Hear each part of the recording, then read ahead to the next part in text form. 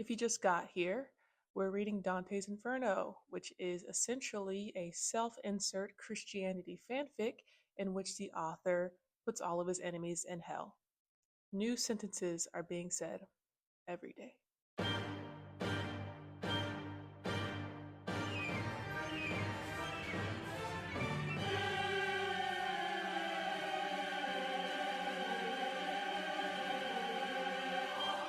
Canto 4, the first circle, aka Limbo. To recap, at this point, Dante has passed through 4 Hell, which houses all of the neutrals, and he comes to meet Charon. Charon fights back against Dante and Virgil's passage, but eventually concedes, opening up the ground beneath them. This scares Dante so bad that he passes out. We begin Canto 4 with Dante waking up after having passed out. He and Virgil continue into the first circle of hell, aka Limbo. So, what exactly is Limbo? Well, I envision Limbo as this sort of liminal, empty space. Like, imagine being stuck in an empty parking lot at 2 a.m. forever. To me, that's what Limbo is. So, who exactly exists in Limbo? Well, Virgil tells Dante that the unbaptized, the virtuous pagans, and anyone deemed good that existed before Christianity. After Virgil reveals this information, Dante asks if anyone in Limbo has ever made it out into heaven. Virgil answers yes, but only one time.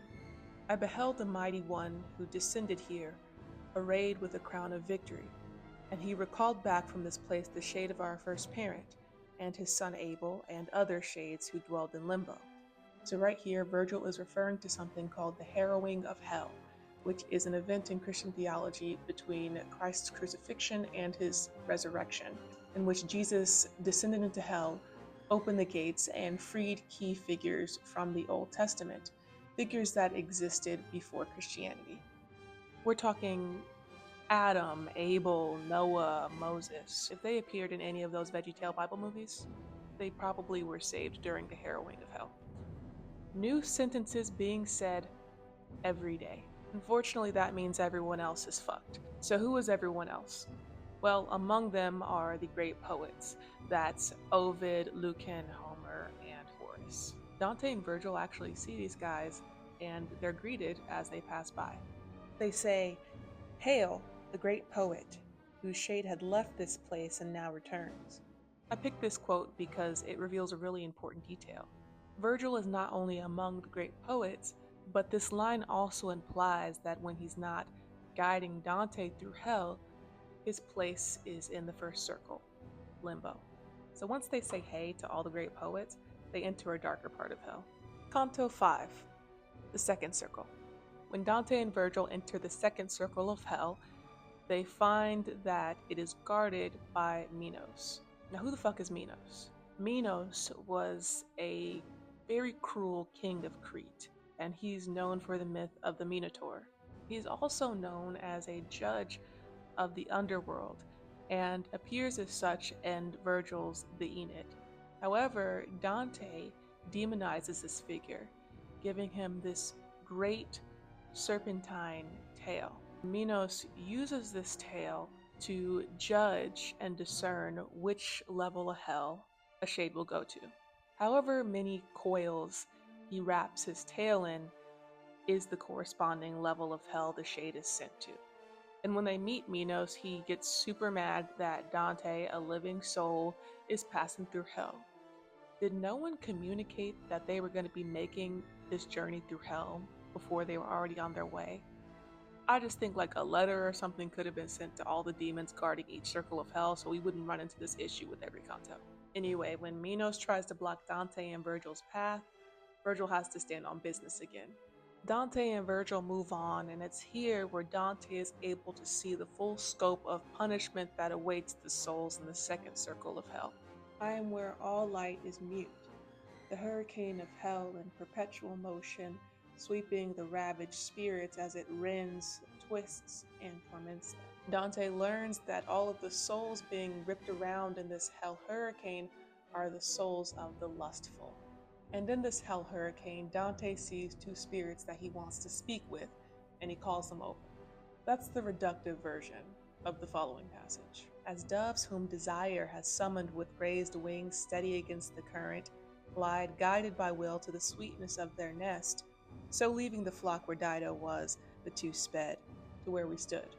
In one of the shades, Francesca tells the story of she and her lover. Again, Dante says it better than I do. One day, for pleasure, we read of Lancelot, by love constrained. Sometimes at what we read, our glances joined, looking from the book to each other's eyes, and then the color on our faces drained. But one particular moment alone it was defeated us. The longed-for smile, it said, was kissed by that most noble lover. At this one, who will now never leave my side, kissed my mouth, trembling. So what's the gist of this passage? Basically, Francesca and her now lover were reading the story of Lancelot together. For those who don't know, Lancelot is a famous knight in Arthurian legend who had an affair with Guinevere, King Arthur's wife. Hence the love constrained bit. They start to relate a little too much to Guinevere and Lancelot's story, and her lover ends up stealing the kiss. So why am I spending so much time on this story?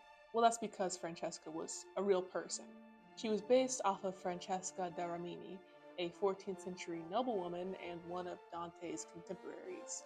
Although Dante may not have known Francesca personally, he definitely knew of her because the story of her affair would have made waves in Italy at the time. So she entered a marriage of convenience with Giovanni Malatesta, the son to the Lord of Rimini. Francesca ends up falling in love with Giovanni's younger brother, Paolo, who, might I add, was also married. They end up having a 10-year affair, which culminates with Giovanni finding them both in Francesca's bedroom and killing them both, which is why they are both sent to hell at the exact same time and travel together forever. So why is this story important? Well, because lust is one of the sins that Dante is most vulnerable to. We know this because it's one of the three representations of sin that Dante encounters in the first canto, the other two being pride and greed. And here it is.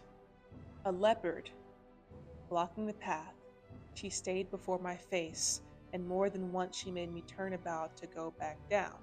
If you're just joining us, a leopard is likely a representation of his lust, and at this point in the passage, Dante is scaling a hill which is representative of the path to righteousness. The leopard stands in his way on his path to righteousness. So after hearing Francesca's story and realizing that all the real lovers seem to be in hell, Dante passes out again. And that's the end of Canto 5. If you liked this video, consider leaving a like.